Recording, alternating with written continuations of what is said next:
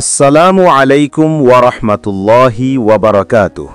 আজকের ভিডিওতে আমরা জানব ইতিহাসের সবচেয়ে আশ্চর্যজনক এবং শিক্ষণীয় একটি বিজয়ের সম্পূর্ণ কাহিনী।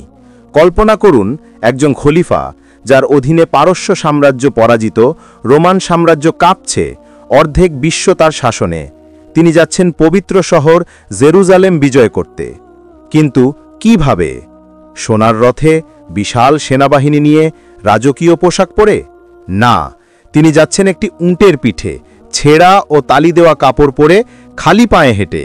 এই হলেন আমিরুল মুমিনিন ওমর ইবনুল খত্তাব রাদিয়াল্লাহু আনহু, যার বিনয় আজও পুরো মানবজাতির জন্য শিক্ষা। চলুন শুরু থেকে শুনি সেই অবিশ্বাস্য ঘটনা। জেরুজালেম। জেরুজালেম শুধু একটি শহর নয়, এটি তিনটি ধর্মের পবিত্র স্থান মুসলমানদের কাছে। এখানে রয়েছে মসজিদুল আকসা, ইসলামের তৃতীয় পবিত্রতম মসজিদ। রাসূল সাল্লাল্লাহু আলাইহি ওয়াসাল্লাম মেয়ারাজের রাতে এখানে এসেছিলেন। এটি ছিল মুসলমানদের প্রথম কিবলা। খ্রিস্টানদের কাছে ঈসা আলাইহিসসালাম এর জন্মস্থান ও শিক্ষার কেন্দ্র। Church of the Holy সেপালকার।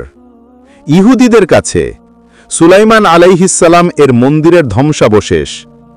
এই কারণে জেরুজালেম সব সময় গুরুত্বপূর্ণ ছিল এবং বিভিন্ন সাম্রাজ্য এটি দখল করতে চাইত।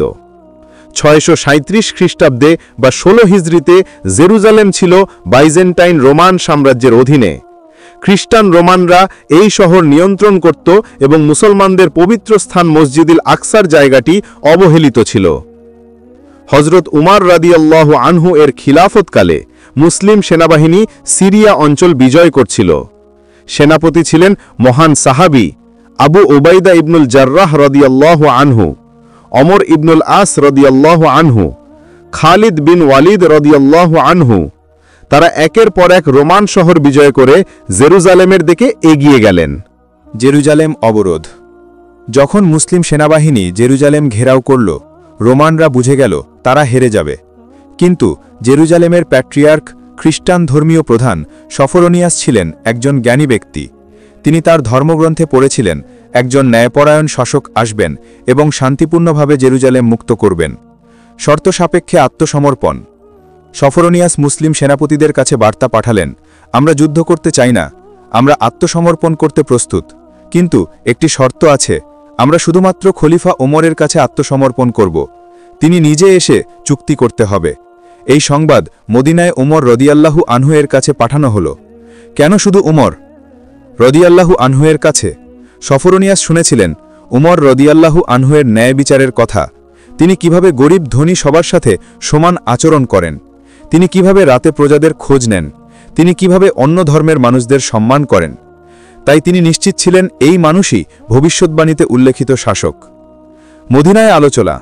যখন সংবাদ পৌঁছাল, তখন সাহাবীরা পরামর্শ সভায় বসলেন। হযরত আলী রদিয়াল্লাহু আনহু বললেন, আমিরুল মুমিনিন, এটা হলো ইসলামের একটি ঐতিহাসিক মুহূর্ত, পবিত্র শহর বিজয়, আপনাকে যেতে হবে। হযরত উসমান রদিয়াল্লাহু আনহু বললেন, কিন্তু আপনার নিরাপত্তার কথা ভাবুন, শত্রু এলাকা, বিশাল বাহিনী নিয়ে যান। অন্য সাহাবীরা বললেন, আমিরুল মুমিনিন, রাজকীয় সাজে যান, আপনি মুসলিম উম্মার প্রতিনিধি, ইসলামের শক্তি প্রদর্শন করুন। উমার সবার কথা শুনলেন, তারপর বললেন, ভাইরা, আমরা কারা? আমরা ছিলাম জাহেলিয়াতের অন্ধকারে নিমজ্জিত, মূর্তি পূজা করতাম, কন্যা সন্তানদের জীবন্ত কবর দিতাম। আল্লাহ তাআলা আমাদের ইসলামের মাধ্যমে সম্মান দান করেছেন।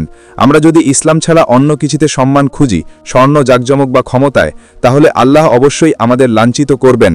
আমি যাব, কিন্তু একজন সাধারণ মুসলমান হিসেবে কোনো জাকজমক নয়। এই কথা শুনে সবাই নীরব হয়ে গেলেন।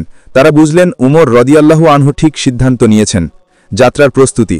উমর রদিয়াল্লাহু আনহু তার সাথে নিলেন একটি উট, একজন সেবক, তার আজাদকৃত দাস, সাধারণ পোশাক, খেজুর ও জব আটার খাবার, একটি পানির মশক। এই ছিল পুরো ব্যবস্থা। বিশ্বের সবচেয়ে শক্তিশালী খলিফা যাচ্ছেন পবিত্র শহর বিজয় করতে এই সাধারণ ব্যবস্থা নিয়ে। পালা বদল, উটের পিঠে। মদিনা থেকে জেরুজালেম প্রায় 1400 কিলোমিটার দূরত্ব। মরুভূমি, পাহাড়, কঠিন যাত্রাপথ। ওমর রদিয়াল্লাহু আনহু এবং তার সেবক একটি নিয়ম ঠিক করলেন। তারা পালাক্রমে উটে চড়বেন, কিছুক্ষণ খলিফা, কিছুক্ষণ সেবক। সেবক বলল, আমিরুল মুমিনিন, আপনি খলিফা, আপনি সব সময় উটে চড়ুন, আমি হেঁটে যাব। উমর রাদিয়াল্লাহু আনহু দৃঢ়ভাবে বললেন, না, আল্লাহর কাছে আমরা সবাই সমান।